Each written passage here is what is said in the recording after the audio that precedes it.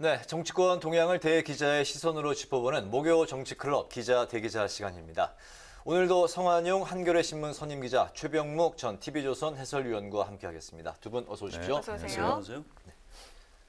네, 오늘의 첫 번째 토크 주제로 들어가 보겠습니다. 오늘 먼저 성 기자께서 발제해 오셨죠? 예, 내년 3월 9일 대통령 선거를 향해서 움직임이 시작된 것 같습니다. 일단 야권에서 윤석열 전 검찰총장이 29일 대선 출마 선언하기로 했고요. 홍준표 의원이 오늘 국민의힘에 복당을 하고 또 29일 날 국민 보고 대회를 한다고 합니다. 야권 대선 주자들 얘기를 해봐야 될 것 같습니다. 네, 알겠습니다. 방금 말씀하신 대로 윤석열 전 총장이 오늘 29일 윤봉길 의사 기념관에서 향후 정치 행보와 관련된 입장을 발표하겠다고 했는데 바로 이게 이제 대선 출마 선언. 당일에 또 이제 그 홍준표 의원이 오늘 이제 복당을 하면서 29일에 또 마찬가지로 대선 출마 선언을 하겠다고 이제 했는데요. 어쨌든 그 윤 전 총장의 행보 6.29 선언이 이루어진 29일에 그리고 윤봉길 의사 기념관에서 이제 출마 선언을 하겠다고 했는데 이 날짜와 장소에 상당히 의미를 이제 부여한 것으로 보입니다. 어떻게 보십니까? 그런 것 같습니다. 일단 독립운동 또 같은 파평윤 씨 또 충청권 이런 여러 가지 복합적인 의미를 가지고 있는 것 같아요. 6.29를 일부러 맞췄는지는 확인이 되지는 않습니다. 이제 과거에 노태우 대통령이 전두환 정부에서 이제 6.29 선언을 해서 대통령 직선제를 받아들이는 그 정면 돌파 이런 정신 추정을 할 수 있는데 윤 총장한테 아마 당일날 기자들이 좀 물어봐야 될 것 같아요. 그 1사1인 해서 지금 기자들한테 오늘 밤 12시까지 취재 신청을 해달라고 했습니다. 그래서 아마 기자들이 이제 그런 여러 가지 좀 물어보게 될 것 같습니다. 네. 그렇죠. 아마 가만히 좀 됐을 거라고 봐요. 6.29가 이제 대통령 간선제에서 직선제로 가는 전환점이 된 거는 틀림없으니까. 그 당시만 해도 사실 그게 어마어마한 기사였거든요. 1987년이죠. 그렇기 때문에 아마 그 전환점, 그거는 그 역사적인 날이니까, 그걸 기념한다. 그런 것도 있고, 원래 그 이동훈 대변인이 사실 사퇴하기 전까지는 27일을 얘기하다가 28, 29는 실무적 준비 관계로 조금 늦어질 수도 있다. 이런 얘기를 한 적이 있거든요. 그렇게 본다면 예를 들어서 대관 날짜라든가 이런 것들이 좀 변화가 있을 수 있잖아요. 그때 6월 27일 날 거기가 좀 곤란하다든가 그래서 이런 걸 찾다 보니까 그랬을 가능성도 있다. 이렇게 봐서. 그러나 하여튼 6월 29일 날 하기로 했으니까 그게 또 마침 6.29 기념일이고 이런저런 것들이 아마 영향을 미치긴 했을 것이다. 그런 게 처음부터 뭔가 예를 들어서 28일과 29일이 다 가능하다 그러면 저 같아도 29일을 차라리 선택하는 게 낫지 않았을까. 그런 고려를 했음직합니다. 네, 날짜보다는 윤봉길 기념관에 더 거기에 의미가 그렇죠. 있을 이제 윤봉길 것이다. 기념관에서 뭔가 그 대선 출마 선언을 하는 것이 유의미하다. 왜냐하면 얼마 전에 보면 우당 이혜영 선생 기념관 개관식에도 참석을 했잖아요. 역시 독립운동가 계열이란 말이죠. 그러니까 그런 쪽으로 아마 그 개념 설정을 한 것이 아닌가 그렇게 보입니다. 네, 본격 등판을 앞두고 터져나온 엑스파일이라는 산을 윤 전 총장이 과연 어떻게 넘어갈지 위기관리 능력이 첫 시험대에 올랐다는 평이 있는데요. 여야는 엑스파일 출처를 놓고 연일 공방을 벌이고 있습니다. 우선 어제 오늘 나온 여야 당대표 목소리부터 듣고 이야기 이어가겠습니다. 아니 엑스파일 없어요. 저는 그런 건 없고 제가 나름대로 검증 자료를 쌓고 있다 이런 말씀을 드린 거고요. 검증 자료? 아마 자체 내부에서 그동안 검찰총장 인사 검증 과정에서 야당 내부에서 여러 가지 자료를 정리했을 걸로 추측이 됩니다. 야당에서 만들었을 것이다. 그 야권 인사가 엑스파일을 정리했을 것이라는 취지의 추측은 매우 부적절한 것으로 드러났습니다. 국민들이 바라보고 있습니다. 정치적으로 민감한 사안에 대해 상대 당이나 상대 세력을 지목할 때는 최소한 육하 원칙에 맞게 의혹을 제기할 수 있어야 합니다. 네, 엑스파일 논란이 이제 불거진 이후부터 각종 설들이 이제 분분한 상황인데요. 두 분은 이번 엑스파일 논란 어떻게 이제 바라보고 계신지, 그리고 국민의힘 입당 문제 포함해서 윤 전 총장의 행보와 대응 앞으로 이제 어떻게 될 것이라고 전망을 하시는지 들어보겠습니다. 먼저 최병묵 위원. 네, 아마 그 이제 파일 내용을 지금 사실은 본인이 입수해서 보고 있다. 그게 오늘 아침 한겨레신문에 나왔던데 그렇게 된다면 여러 버전을 입수했다는 거 아닙니까? 그러면은 사실은 그 문제에 대해서 제일 잘 알 수 있는 사람은 윤 전 총장 본인입니다. 네. 본인이 뭐 이런 거 저런 거 했고 의혹을 받고 있다는 것이니까. 그러니까 이제 본인이 내용을 봤으니까 거기에 대해서 그 6월 29일 날 아마 기자들의 집중적인 질문이 있을 것으로 보이는데 거기에 대해서 뭐 이건 뭐 공작이다, 뭐 또는 뭐 어떻다, 뭐 이런 식의 얘기를 하겠죠. 그런데 이제 저희는 그 내용을 그냥 뭐 목차 정도, 저희는 여러 버전 중에 하나 정도 본 거밖에 없거든요. 그것만 봐가지고서는 이게 글쎄 뭐 파일로서의 그 과연 위력이 있을까? 뭐 이런 생각도 들긴 하는데 그 중에 하나는 보셨습니까? 그 중에 하나는 제가 봤습니다. 어떤 내용인지 여쭤봐도 될까요? 아니, 그러니까 그런 것들이 이제 윤석열 전 총장이 그동안에 했던 여러 가지의 수사, 그와 관련해서 의혹이 있다는 내용을 쭉 정리한 겁니다. 그래서 그런 거는 봤는데 그 내용을 보고 저는 첫 번째 느낌이 아니 그러면 윤석열 검사라는 사람은 모든 수사를 다 이렇게 의혹 있게 처리했을까? 너무나 가지수가 많아요. 네. 그런 이제 의심은 가는데 그렇다고 해서 저희 입장에서는 기자 입장에서는 이게 맞다 틀리다 얘기를 할 수가 없거든요. 그거는 뭐 살펴봐야 되는 내용 아닙니까? 그래서 아마 그때는 이제 윤석열 전 총장이 전체적으로 지금까지는 종합적으로는 거리 끌 것이 없다는 입장이니까 아마 부인하고 있겠지만 하나 둘씩 만약에 내용이 나왔을 때 그거에 대한 개별적인 대응은 또 별개다. 이렇게 생각을 합니다. SNS 등에서 돌고 있는 내용 말고 뭐 좀 새로운 게 있었나요? 그 파일 안에? 지금 현재 SNS에서 가장 많이 돌고 있는 것이 제가 본 거고요. 네. 그다음에 그거 외에 뭐 부인이나 장모 관련한 파일은 별도로 돌아다니고 있고요. 그것까지는 제가 못 봤고, 근데 이제 장성철 소장 같은 경우는 자기가 본 거와 그건 다르다고 또 주장하고 있으니까 네. 뭐 그거는 비교를 해봐야죠. 나중에 나왔을 때. 네네. 알겠습니다. 이거 이제 뭐 여권의 공작이다 이렇게 주장하는 건 설득력이 없고요. 이 장성철 소장이 이제 김무성 의원 보좌관을 했던 분이고, 과거에 이제 박근혜 대선 후보 캠프에서 일을 하던 그런 사람이죠. 그래서 그분이 이건 무슨 사찰이나 공작은 아닌 것 같다. 자기도 이제 문서를 자세히 보고 그렇게 얘기를 한 겁니다. 이분 어쨌든 그쪽에 그 상당히 좀 그 전문성이 있는 정치판에서 오랫동안 이런 일을 했던 사람이에요. 그래서 이분이 그렇게 얘기를 했기 때문에 이걸 공작으로 해석하는 거는 일단 좀 말이 안 되는 것 같고요. 하여튼 국민의힘하고 윤석열 총장 이 야권 안에서 좀 정리를 앞으로 해줄 필요가 있다 생각이 좀 들고요. 이 건 때문에 이제 이런 지점이 있습니다. 그 국민의힘의 대외협력위원장을 권영세 의원이 맡고 있는데 어떻게 생각하냐고 그랬더니 원래 윤석열 전 총장은 제3지대에서 좀 몸집을 좀 키울 생각이 있었는데 아마 이 사안 때문에 국민의힘 입당 시기가 좀 빨라질 수도 있겠다. 역시 이런 의혹을 밖에서 혼자 대처하기 쉽지 않기 때문에 네. 조직적인 대응을 그렇습니다. 예, 예. 국민의힘을 좀 빌릴 수밖에 없을 것이다. 이제 이런 얘기를 하고요. 근데 또 이제 김종인 전 비대위원장 같은 경우에는 오늘 어디 방송에 나와가지고 윤석열 전 총장은 당분간 국민의힘에 입당 안 할 거다. 또 그게 서로를 위해서 좋다. 또 이렇게 얘기를 했어요. 정반대로. 그래서 네. 뭐 언제 입당할지 이 부분에 대해서 뭐 잘 예측이 되지 않습니다. 네. 네, 사실 과거에도 대선 국면 때마다 유력 주자들을 겨냥한 엑스파일 문건이 나누면서 이게 검증이냐, 네거티브냐 논란이 됐었는데요. 이번에도 가족에 대한 검증도 중요하다는 주장이 또 있고요. 결혼 전 사생활까지 거론되는 건 좀 부적절하다 이런 이야기가 나오고 있는데 후보 가족에 대한 검증, 사생활에 대한 검증 불가피하다고 보십니까?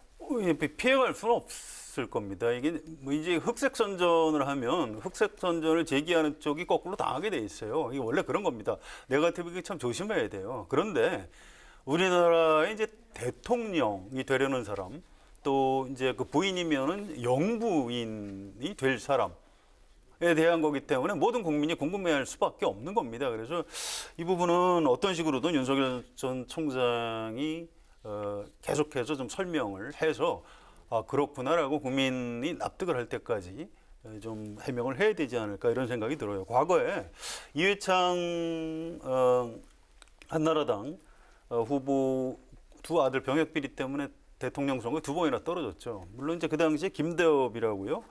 그 병역 브로커가 의혹을 굉장히 부풀리고 해서 결국 나중에 대법원 확정 판결까지 받고 그랬지만 뭐 그렇다고 해서 이회창 총재 두 아들이 또 군대를 갔다 온 것도 아니거든요. 이제 그거를 이제 뭐 어떤 야당 표현으로 이제 사기꾼이 의혹을 부풀렸다. 그건 그거고. 그래서 이게 참 쉽지가 않습니다. 이게 이제 과연 불법이냐 합법이냐 이 문제가 아니고요. 일반 국민이 볼 때 윤석열 총장은 그 부인이 대통령과 영부인을 할 만한 사람인지 아닌지 그 민심의 검증을 통과해야 되기 때문에 좀 윤석열 총장으로서는 굉장히 좀 큰 악재를 맞은 것 같습니다. 아들 의혹에 대한 거 이제 뭐 무죄로 이제 결론은 났는데 그런 거 상관없이 어쨌든 검증 때는 올라가야 된다는 말씀이군요. 네. 그거는 뭐 불가피한 거죠. 검증대에 올라가는 건 불가피한 건데 문제는 어디에 있냐면 윤석열 전 총장이 책임 있는 부분. 예를 들어서 이회창 후보 같은 경우는 아들 병역 문제가 진짜 문제가 있었다면 그거는 이회창 후보의 부부가 그 일을 처리했을 거 아니겠습니까? 아들 스스로 자기가 병역 면제를 받으려고 뭘 한 건 아닐 거 아닙니까? 네. 그러니까 부모의 책임이 있는데 예를 들어서 결혼 전 지금 윤석열 전 총장 부인의 결혼 전 사생활 문제, 거기에 대해서 윤석열 전 총장이 책임져야 될 부분이 어디에 있죠? 이런 부분은 그야말로 사생활의 영역이다라고 하는 관점에서 본다면 그 대통령 후보가 되는 사람의 그 여러 가지 검증대 위에 올라서는 것도 그건 당연한 것이지만 그게 결혼 전에 뭐 장모가 무슨 일을 했다. 그건 뭐 결혼 전에는 장모 알지도 못했을 텐데 뭐 그런 거, 그다음에 결혼 전에 부인이 뭘 했다. 이런 부분은 그 일정한 한계를 둘 수밖에 없을 것이고 아마 유권자들도 그런 부분에 관해서는 그 상대당에서 문제 제기가 있을 때 충분히 감안해서 들을 것이다. 전 이렇게 생각을 합니다. 네. 윤 전 총장이 이제 대변인도 사퇴를 하고 또 엑스파일 논란을 겪으면서 이제 악재인 상황인데 이런 상황에서 이제 이번 주 여론조사에서 그 유승민 전 의원이 또 두 자릿수 지지율을 얻으면서 또 야권의 대선 후보 지지율 그 2위까지 올라서면서 이제 그 반짝 급등을 했습니다. 그 이준석 당대표와 유승민 전 의원의 또 관계를 대부분 사람들이 이제 잘 알기 때문에 더 흥미롭게 지금 이 부분을 지켜보고 있는데 유 전 의원의 이런 그 지지율 상승 앞으로도 어떻게 좀 계속 유지가 될 거라고 보십니까? 어떻습니까? 글쎄요, 그렇게 많이 올라간 게 아니라서 어떤 의미가 있는지 잘 모르겠어요. 그리고 이준석 효과라는 게 내년 대선을 앞두고 야권을 좀 혁신해야 한다. 이게 이제 이준석 효과고요. 우선 윤석열 전 총장이 이준석 효과를 누렸었습니다. 그랬다가 지금 악재를 맞아서 좀 가라앉고 이제 그 유승민 전 의원이 지금은 좀 탄력을 받고 있는데 또 아마 옮겨 다닐 걸로 봐요. 이제 앞으로 홍준표, 원희룡, 안철수 이런 분들도 이준석 효과, 그러니까 야권의 어떤 혁신의 그 탄력을 좀 받을 가능성이 있다고 생각합니다. 네. 그렇죠. 그 이준석 효과를 무시할 수는 없을 텐데 저는 이 조사 자체가 좀 의문이에요. 왜 그러냐면 똑같은 조사가 하루 사이에 그 두 개가 나왔거든요. 똑같은 기관에서 한 겁니다. 리얼미터에서 똑같이 한 조사인데 네.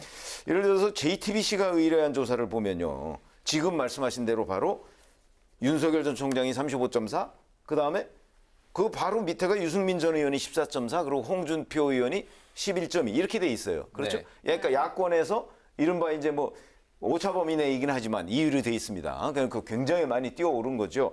그런데 이게 6월 19일, 20일 조사한 건데 21일, 22일 조사한 오마이뉴스 의뢰로 조사한 리얼미터 조사를 보면 여기에서는 물론 이건 여야 통틀어서 한 겁니다. 네. 그런데 유승민 전 의원이 야권에서도 6위를 보였어요. 야권에서도 6번째란 말이죠. 이렇게 3.0%밖에 안 나왔어요. 이렇게 보면 저기에 보면 유승민 의원이 3.0%잖아요. 8위인데요, 8위. 네. 아니 그러니까 전체적으로 8위, 네. 야권에서 6위 네. 이렇게 된단 말이죠. 야권에서는 6위. 이렇게 되는 걸 보면 이 두 조사가 이해가 되나요? 10%나 이렇게 그러니까 매출 이렇게 차이로. 네. 이게 잘 이해가 안 돼. 더군다나 똑같은 여론조사 기관에서 한 건데라는 관점에서 물론 뭐 본다면 여론조사 방식에 따라서 좀 뭐 방식이나 예. 질문이나 뭐 이런 네. 거에 따라서 저 오차가 있는 것 아니냐 이런 그걸 생각이 들고. 감안하더라도 너무 격차가 크다는 그렇죠. 거죠. 그래서 이제 이 조사 자체에 대한 좀 의문이 있고 네. 어찌됐든 간에 아마 유승민 전 의원은 이준석 효과를 일부는 누린 거는 사실일 것이다. 여기까지만 말씀드리겠습니다. 네, 알겠습니다. 오늘 그 국민의힘 최고위에서 복당이 이제 의결된 홍준표 의원인데 지난 대선에서 어쨌든 뭐 상당 표를 또 얻었던 그런 분위기 때문에 이번에 그 복당에 이제 의미를 부여하는 분들이 또 계신데 돌아온 홍준표 의원 야권 대선판에 뭐 어느 정도 영향을 줄 수 있을지 어떻게 보십니까? 상당히 영향을 줄 겁니다. 오늘 기자들하고 이제 문답도 아주 길게 했는데요. 정치를 굉장히 오래 한 사람이에요. 그렇게 간단하게 물러설 사람 아니고요.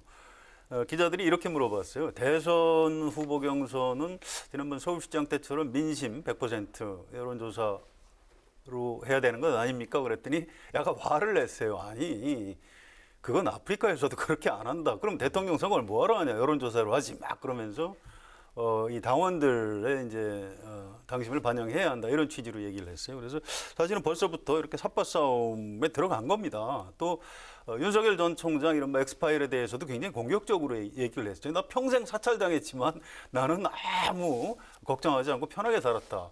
이미 그 윤석열 전 총장 견제에 들어간 겁니다. 그래서 네. 내부적으로 야권에서 이 윤석열 전 총장을 이기기 위해서 여러 사람의 도전이 시작됐는데 그 중에서도 지난 대선에 2등을 한 홍준표 의원의 공격이 아마 만만치 않을 걸로 예상이 됩니다. 아, 그렇게 보시는군요. 네. 아니 결국은 저는 그 정권 교체를 바라는 국민의힘 지지자들의 선택에 달려 있다 이렇게 봅니다. 지금 말씀하신 대로 저도 홍준표 의원의 그 지금 국민의힘 복당은요, 국민의힘으로서는 별로 그렇게 호재가 아니다 이렇게 생각을 합니다. 왜냐하면 잘 아시지만 홍준표 의원이 좀 그 뭐 여러 가지 굉장히 비판적인 얘기들을 서슴없이 당내외를 가리지 않고 하거든요. 그런 점에서 본다면 윤석열 전 총장과 상당한 정도로 이미지가 겹쳐요. 그러니까 아마 굉장히 강력한 그 당내에서 견제에 들어갈 가능성이 있어요. 현재는 당 밖에 있지 않습니까? 윤석열 전 네. 총장이. 네. 그래서 그런 견제에 들어갈 경우에 국민의힘 전체적으로 보면 이익보다는 손해가 많을 것이다. 저는 이렇게 생각하고요. 어찌됐든 간에 그런 입장에 나온다고 할지라도 국민의힘 지지자들은 정권 교체를 바랄 것이기 때문에 그런 홍준표 의원의 그 어떤 그 태도에 대해서 뭔가 평가를 하지 않겠습니까? 그에 따라서 뭐 윤석열, 홍준표 뭐 두 사람 간의 지지율이나 뭐 당내 의견이나 이런 것들이 판가름이 나겠죠. 네. 네, 등판 여부가 주목되는 또 다른 인물들이 있죠. 최재형 감사원장과 김동연 전 경제부총리인데요. 이 두 사람 행보는 어떻게 전망을 하십니까? 글쎄 뭐 최재형 감사원장 주변에서는 뭐 7월 달에 이제 등판을 할 것이다. 그런데 거기도 뭐 국민의힘에 금방 입당할 것 같지는 않고 뭐 신당 얘기도 일부 하는 사람이 있고 뭐 이런 여러 가지 지금 갈래가 있습니다. 그게 이제 최종적으로 어떻게 결론이 날지 모르겠고 김동연 전 경제부총리는 뭐 배식 봉사도 하고 그러면서 그 상당히 이제 몸풀기를 시도하고 있는데 지금 대선 8개월 남짓 남았습니다. 지금부터 서서히 몸을 풀고 뭔가 명확하지 않은 태도를 보이면 글쎄요 실기할 가능성이 저는 오히려 더 많다 이렇게 봅니다. 네. 최재형 감사원장은 판사 출신이에요. 그래서 법조인들 얘기가 판사 출신들은 마지막 선고일까지 속내를 비치지 않는다고 합니다. 도대체 이게 유죄인지 무죄인지 원고 승소인지 원고 패소인지 모른다고 그래요.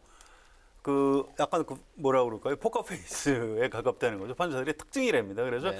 지금 실제로 최재형 원장이 대선 출마 여부를 결심을 안 한 것 같다고 그래요. 그러니까 끝까지 그거를 알 수도 없다는 거고요. 주변 사람들 말 믿지 말라고 합니다. 다만 저는 이분이 평생 판사를 하다가 감사원장을 하고 갑자기 대통령을 한다는 게 아무리 생각을 해도 좀 비상식적이거든요. 그래서 그런 상식에 따른 판단을 하지 않을까 이렇게 예측하고요. 김동연 전 부총리는 지금 도대체 무슨 말을 하는 건지 잘 모르겠어요. 경제부총리까지 하신 분이 뭐 정치를 한다는 것도 아니고 안 한다는 것도 아니고 여당으로 간다는 것도 아니고 야당으로 간다는 것도 아니고 무슨 연예인 뭐 몸값 올리기 하는 것 같기도 하고 좀 뭔가 이상해요. 이건 국민에 대한 태도는 아니라고 올바른 처신이 전 아니라고 비판적으로 말씀드리고 싶습니다. 네. 네, 이제 속도를 좀 높여서 가보겠습니다. 다음 이슈 최 의원께서 발제해 오셨죠? 네, 지금 민주당 잘 아시다시피 대선 후보 경선을 연기하느냐 마느냐 이걸 가지고 뭐 논란이 커지고 있습니다. 내일 최고위원회의를 열어서 결정을 하겠다. 일단 이렇게 얘기는 해놨는데 그게 어떻게 될 것인지 이걸 한번 얘기를 해보기로 하겠습니다. 네.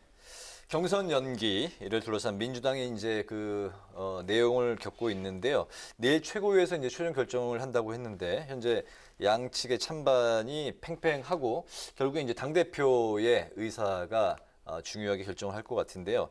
송영길 대표는 주자들의 동의가 없으면 변경이 어렵다는 입장을 이제 고수하고 있는데 그렇다면 현행대로 갈 것인지 아니면 절충안이 또 있는 것인지 두 분 어떻게 바라보고 계십니까? 그렇죠. 사실은 그 주자들의 동의 중요하죠. 대선에서 경선에서 같이 뛸 사람들이니까. 그런데 현재 주자들은 뭐 6대3 정도로 이제 경선 연기가 6, 뭐 3 정도가 예정대로, 뭐 물론 이제 3에 이재명 경기도지사가 있습니다. 그러다 보니까 송영길 대표의 입장은 경선을 예정대로 하는 것이 맞다 이런 입장이지만 또 뭐 의원들의 반발이 워낙 거세거든요. 그래서 결정을 계속 미루고 해서 내일까지 왔는데 네. 제가 보기에는 내일 최고위원회의에서 만약에 뭐 진짜 표결로 간다든가 하면은 경선은 예정대로 갈 가능성이 많아요. 그러나 그럴 경우에 후폭풍이 만만치 않을 거거든요. 그렇기 때문에 지금 이 순간에도 이 주자들 간에 저는 의견을 접근시키기 위한 노력이 활발하게 이루어지고 있는 것 아닌가 이렇게 짐작을 하고 있습니다. 네. 일단 두 가지 변수가 있는데요. 하나는 송영길 대표 본인이 경선 연기를 찬성하지 않습니다. 그래서 최고위원들 의견은 관계없이 이럴 때 결정하라고 대표가 있기 때문에 경선 연기하지 않을 것 같고요. 또 한 가지는 당내 여론입니다. 애초에는 아니 이재명 지사가 좀 연기를 해주는 게 어떠냐 이런 의견들이 많았는데 지금 경선 연기하자는 분들이 이낙연, 정세균 또 뭐 이광재 의원 이런 분들이거든요. 근데 전직 당 대표하고 국무총리를 지낸 이 당의 어르신급들인데 이런 분들이 지금 하면 좀 불리할 것 같으니까 자꾸 미루자고 하는 것 아니냐. 너무 없어 보인다. 이런 여론이 민주당 안에 형성이 되면서 경선 연기하자는 쪽이 점점 불리한 이런 상황으로 가고 있는 것 같습니다. 알겠습니다. 그 추미애 전 법무부 장관이 이제 어제 출사표를 던졌는데 출마 선언 당시 유튜브 영상 그 시청자가 10,000명을 이제 넘어서면서 관심이 또 이제 모아졌었습니다. 추 전 장관의 대선 출마 민주당의 득이 될지 아니면 독이 될지 두 분 어떻게 생각하십니까? 그 뭐 잘 아시지만 지난 1년간 추미애 법무부 장관이 윤석열 검찰총장과 엄청난 갈등을 벌였잖아요. 그 갈등의 와중에서 윤석열 전 총장이 대선 후보까지 네. 이렇게 부상을 했단 말이죠. 그래서 작년 1월 달에 처음 1%가 한국갤럽 조사로 나왔다가 12월 달에 그게 13%까지 올라갔습니다. 저는 거기에 추미애 당시 법무부 장관의 기여가 굉장히 크다고 보고요. 자, 그렇게 본다면 추미애 전 장관을 지금 주로 지지하고 있는 층은 조국 수호를 주장했던 사람들이 많습니다. 그건 뭐 여론조사 결과로 다 나오고 있죠. 이렇게 본다면 결국은 윤석열 전 총장한테는 오히려 득이 되는 등판이 아니겠는가 이렇게 분석합니다. 네. 본선은 그럴 수가 있는데요. 이게 그 민주당에 있는 분들 얘기를 들어보면 예비 경선 통과할 것 같다고 그래요. 추미애 전 장관이. 그래서 본 경선까지 가는 겁니다. 지금 민주당 안에 좀 열성 권리당원들이 많이 계신데 이분들을 이제 추미애 전 장관이 이렇게 여론을 끌어안고 가면서 민주당의 어떤 그 경선에 약간의 활력소로 또 작용을 하고 나중에 경선 끝나고 나면 승복을 해야 되는 거 아니겠습니까? 네. 승복을 하는데도 효과가 될 것이다. 당심 수렴에는 도움이 될 것이다. 이렇게 평가를 하고 있습니다. 네, 마지막으로 한 줄 논평 듣겠습니다. 먼저 최 의원님부터 할까요? 네, 지금 추미애 전 법무부 장관 대선 등판 얘기를 했는데 이제 뭐 저는 뭐 당원들로서 권리당원의 지지를 많이 받고 있다. 상당수에 받고 있다는 건 제가 인정을 합니다만은 그래서 제가 한 줄 논평은 그런데 실제는 대선은 국민들이 결정하는 거 아니겠습니까? 그래서 당원 뜻보다 국민 뜻이 중요하다. 이걸 한 줄 논평으로 했습니다. 네.